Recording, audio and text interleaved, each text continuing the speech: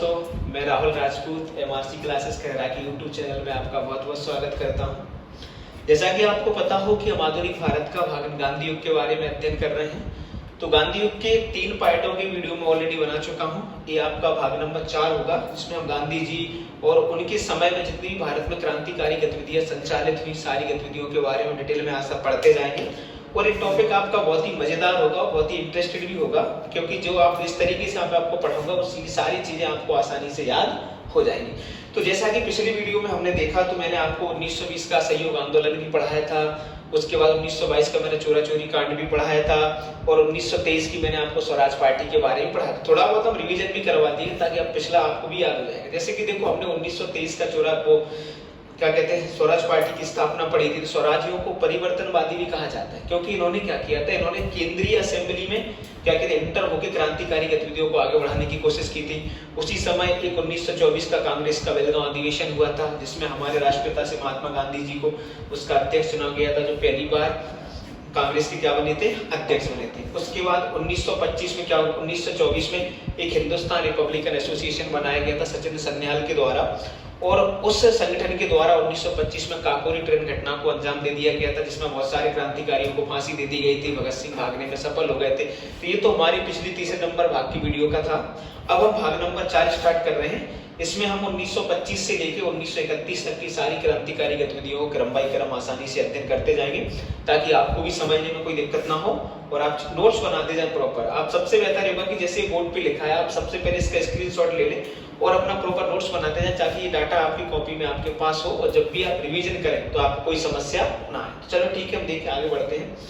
तो हम देखते हैं कि 1925 में क्या होता है कि कांग्रेस का एक कानपुर अधिवेशन होता है। तो 1925 के कांग्रेस के कानपुर अधिवेशन में पहली भारतीय महिला, जिनका नाम था सरोजिनी नायडू, इनको भारतीय राष्ट्रीय कांग्रेस की अध्यक्ष बनाया गया था। तो कई बार क्वेश्चन आता है कि भारतीय राष्ट्रीय कांग्रेस की अध्यक्ष बनने वाली पहली भारतीय महिला कौन थी। तो पहली भारतीय महिला थी सरोजिनी नायडू। और अगर क्वेश्चन आपसे ऐसा पूछ ले कि भारतीय राष्ट्रीय कांग्रेस की पहली महिला अध्यक्ष कौन थी, तो श्रीमती एनी बेसेंट को भारतीय राष्ट्रीय कांग्रेस का पहला अध्यक्ष बनाया गया था महिलाओं के तौर पे। और भारतीय राष्ट्रीय कांग्रेस की पहली महिला जो अध्यक्ष बनी थी वो थी सरोजिनी नायडू, जो 1925 के कानपुर अधिवेशन की अध्यक्ष बनाई गई थी। तो ये तो घटनाक्रम था 1925 का। अब क्या होता है कि 1927 में क्या होता है कि भारत में बढ़ती हुई क्रांतिकारी गतिविधियों को दबाने के लिए एक बार फिर अंग्रेज प्रयास करते हैं, और 1927 में लंदन में एक कमीशन बनाते हैं, और जिसके अध्यक्ष होते हैं सर जॉन साइमन। तो जॉइस साइमन की अध्यक्षता में अंग्रेजों के द्वारा भारत में बढ़ती क्रांतिकारी गतिविधियों को दबाने के लिए कमीशन बनाया जाता है, जिस कमीशन का नाम होता है साइमन कमीशन। इस साइमन कमीशन की नियुक्ति 1907 में लंदन में होती है, और इस कमीशन में कितने सदस्य होते हैं, 7 सदस्यों को शामिल किया जाता है। और इस 7 सदस्य कैसे होते हैं, अंग्रेज होते हैं। तो साइमन कमीशन आ तो भारत में रहा था, लेकिन इसके 7 सदस्य कैसे थे, अंग्रेज थे। तो यही कारण है कि साइमन कमीशन को श्वेत कमीशन या व्हाइट मैन कमीशन के नाम से भी जाना जाता है। तो सारे गोरे इसके सदस्य सातों के सातों, इसलिए यही आधार पर इसको भारत में श्वेत कमीशन या व्हाइट कमीशन के नाम से जाना जाता है। यह कमीशन 1927 में गठन किया गया इस कमीशन का, और 1928 में साइमन कमीशन भारत आया। तो पूछा जाता है कि साइमन कमीशन का भारत में आगमन कब हुआ था। तो साइमन कमीशन का आगमन भारत में 1928 में हुआ था, और जैसे ही कमीशन भारत में आया तो भारत में इसका विरोध काफी ज्यादा तेज हो गया था। तो साइमन कमीशन का विरोध काफी ज्यादा तेज हो गया। तो साइमन कमीशन का सबसे पहले विरोध करने का प्रयास लाला लाजपत राय के द्वारा किया गया था। लाला लाजपत राय के साथ साथ क्रांतिकारियों में चंद्रशेखर आजाद, भगत सिंह और भी क्रांतिकारी थे, जो साइमन कमीशन का क्या कर रहे थे, विरोध कर रहे थे। इसी साइमन कमीशन का विरोध करते समय अंग्रेजों ने क्या किया था कि लाठीचार्ज करवा दिया था। तो लाला लाजपत राय के सिर पर लाठी पड़ने के कारण इनकी क्या हो गई थी, मौत हो गई थी। तो इनकी मौत से पहले इन्होंने कहा था कि मेरे सिर पर, लाला लाजपत राय ने कथन कहा था कि मेरे सिर पर पड़ा लाठी का एक एक प्रहार अंग्रेजी शासन के ताबूत में कील साबित होगा। अर्थात कि जितनी लाठियां आप मुझे मेरे सिर पर मारोगे, उन सारी लाठियों का हर्जाना आपको भुगतना पड़ेगा। तो साइमन कमीशन के दौरान इसका विरोध करते समय ही भारत की क्रांतिकारी, इनको पंजाब केसरी के नाम से जाना जाता है, इसको लाला लाजपत राय जो पंजाब केसरी कहते हैं, उनको इनकी मृत्यु हो गई थी। और इनकी मौत का बदला चंद्रशेखर आजाद और भगत सिंह ने सैंडर्स की हत्या करके दे दिया। तो पूछा जाता है कि सैंडर्स की हत्या किसके द्वारा की गई थी। तो भगत सिंह और चंद्रशेखर आजाद के द्वारा सैंडर्स की हत्या कर दी गई थी। और 1928 में साइमन कमीशन का विरोध करने के समय लाला लाजपत राय की क्या हो गई थी, मौत हो गई थी। ये तो कहानी थी 1928। दूसरा क्या होता है 1928 में क्या होता है कि एक नया संगठन और बनाया जाता है जो 1924 के बने हिंदुस्तान रिपब्लिकन एसोसिएशन का परिवर्तित रूप होता है, बस इसमें कुछ चीजें और जोड़ दी जाती। तो 1928 में दिल्ली के फिरोजशाह कोटला मैदान में भगत सिंह, सुखदेव, चंद्रशेखर आजाद और भी क्रांतिकारियों के द्वारा, तो मुख्य रूप से भगत सिंह और सुखदेव को माना जाता है कि 1928 में दिल्ली के फिरोजशाह कोटला मैदान में भगत सिंह, सुखदेव के द्वारा हिंदुस्तान सोशलिस्ट रिपब्लिकन एसोसिएशन की स्थापना की जाती है। तो हिंदुस्तान सोशलिस्ट रिपब्लिकन एसोसिएशन कब बना? 1928। कहां पर बना? दिल्ली के फिरोजशाह कोटला मैदान में इसकी स्थापना की गई। तो भगत सिंह इनके मुख्य व्यक्ति थे, सुखदेव भी थे, चंद्रशेखर आजाद भी थे और भी क्रांतिकारियों को उसमें शामिल किया गया था और इसी संस्था के क्रांतिकारियों के द्वारा सांडर्स की क्या की गई थी? हत्या की गई थी। तो ये जो क्रांतिकारी गतिविधियां थी, अब इसको HSRA भी कहते हैं, हिंदुस्तान सोशलिस्ट रिपब्लिकन एसोसिएशन भी इसको कहा जाता है। इनने आगे चल के जितने भी युवा क्रांतिकारी थे, इनने आगे की गतिविधियों को धीरे धीरे क्या किया? संचालित किया। अब क्या होता है कि वो घटना होती है 8 अप्रैल 1929 को।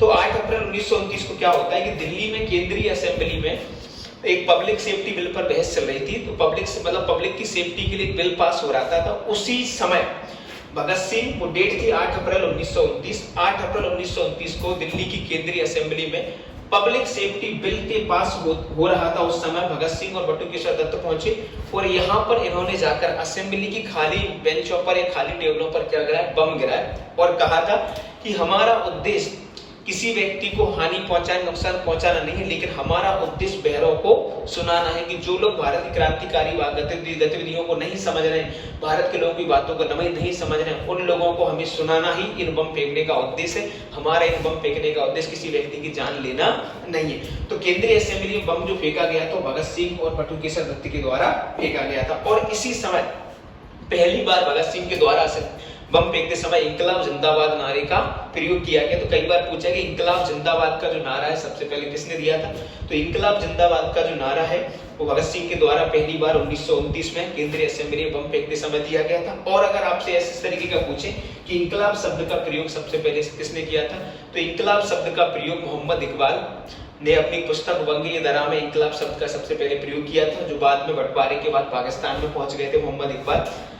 अब क्या होता है कि 1929 की क्रांतिकारी गतिविधियों के चक्कर में भगत सिंह थोड़े क्या हो जाते हैं? हाईलाइट हो जाते हैं। भगत सिंह के प्रति क्या हो जाता है? अंग्रेजों का रुख थोड़ा चेंज हो जाता है। तो फिर भगत सिंह क्या करते हैं कि 1929 में भगत सिंह, सुखदेव और राजगुरु एक लाहौर षड्यंत्र केस की रचना करते हैं और उसी लाहौर षड्यंत्र केस में अरेस्ट कर 23 मार्च 1931 को भगत सिंह, सुखदेव और राजगुरु को क्या दी जाती है? फांसी दी जाती है। तीनों क्रांतिकारी, तीनों युवा क्रांतिकारी हंसते हंसते जो भारत माता के सपूत क्या हो जाते हैं? फांसी के तख्ते पर झूल जाते हैं। 23 मार्च को शहीद दिवस के रूप में ही मनाया जाता है। तो कई पेपरों में क्वेश्चन आया है कि भगत सिंह, सुखदेव और राजगुरु को फांसी किस केस में दी गई थी? तो बहुत सारे लोग ये असेंबली में बम फेंकने वाला लगा के आ जाते हैं, लेकिन ऐसा नहीं है। इनको लाहौर षड्यंत्र केस में 23 मार्च 1931 को क्या दे दी गई थी? फांसी दे दी गई थी और तीनों व्यक्ति क्या हो गए थे? देश के लिए शहीद हो गए थे। अब क्या होता है कि इनसे कुछ दिनों पहले क्या होता है कि हिंदुस्तान रिपब्लिकन सोशल रिपब्लिकन के सदस्य एक व्यक्ति और थे जिनका नाम था चंद्रशेखर आजाद। तो चंद्रशेखर आजाद के साथ क्या होता है कि 27 फरवरी 1931 को इलाहाबाद के अल्फ्रेड पार्क में क्या हो जाता है कि चंद्रशेखर आजाद और अंग्रेजों के बीच आपस में मुठभेड़ हो जाती है और दोनों तरफ से गोलियां चलाई जाती है और चंद्रशेखर की रिवॉल्वर की गोलियां क्या हो जाती, खत्म हो जाती। लास्ट गोली इनकी रिवॉल्वर में बचती है और बहुत सारे अंग्रेज उनके सामने खड़े रहते हैं। तो वो सोचते हैं कि अंग्रेजों की गोलियों से मरने से अच्छा है कि मैं खुद को गोली मारकर क्या हो जाऊं? शहीद हो जाऊं। तो 27 फरवरी 1931 को चंद्रशेखर आजाद इलाहाबाद वर्तमान प्रयागराज में अल्फ्रेड पार्क में स्वयं को गोली मारकर देश के लिए क्या हो गए थे? शहीद हो गए थे। तो ये जो सारे टॉपिक थे हमारे गांधी व आधुनिक भारत के, अगर इसमें आपको कोई भी समस्या आती है तो आपको अच्छा लगता है जो भी चीज है तो आप मुझे कमेंट करके जरूर बताएं।